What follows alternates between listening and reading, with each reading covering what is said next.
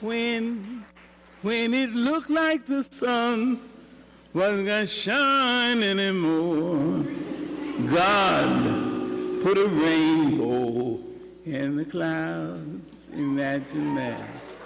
Imagine that. That statement was really inspired by a statement in Genesis, the Judeo-Christian Bible.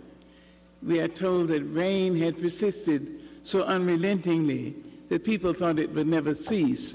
And in an attempt to put the people at ease, God put a rainbow in the sky. That's in Genesis.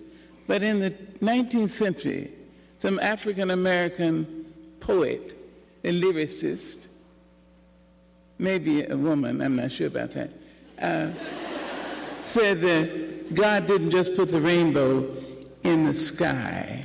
God put the rainbow in the clouds themselves.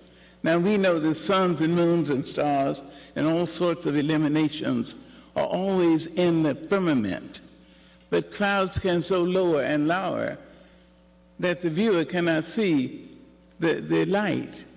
But if the light is put right into the clouds, that means in the worst of times, in the meanest and dreariest of times, in the most threatening of times, there's a possibility of seeing hope.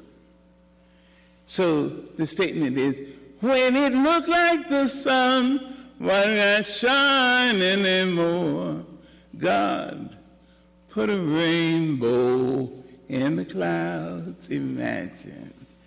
Now, this is why I'm happy to be in Louisiana, happy to be in Baton Rouge. This is why I'm happy to be in Baton Rouge at this university, because I know that this university is a rainbow in the clouds. I know that the men and women here, in many cases, are the first people in their families to have entered an institution of higher education. So this means that the institution itself is a rainbow in the clouds. I know that the first Africans were brought to what was to become the United States in 1619. Now, today we're upwards of 50 million, and I know people who swear there are more than 50 million black people in the Baptist church, and they're not even counting backsliders. They're near me and seeing me. Here we are, still here, still the last hired and the first fired, still the butts of even a number of liberals' jokes, but still here, amazingly. I mean, I know that the poetry has kept us alive, the poetry and the idea that we can really carry on in Louisiana, we can carry on in Arkansas, we can carry on amazingly. I know that you know, we've undergone experiences too bizarre to have been included in Alice Haley's phenomenon, The Book Roots, or in the television phenomenon Roots, in which I played Kunta Kinte's grandmother. Still here, amazingly. Look at it.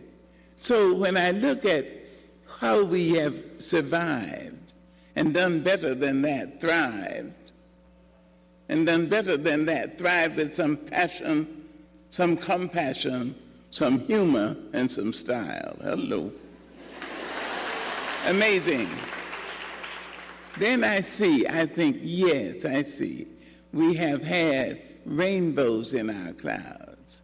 And so I wanted to come here, and I came here by bus.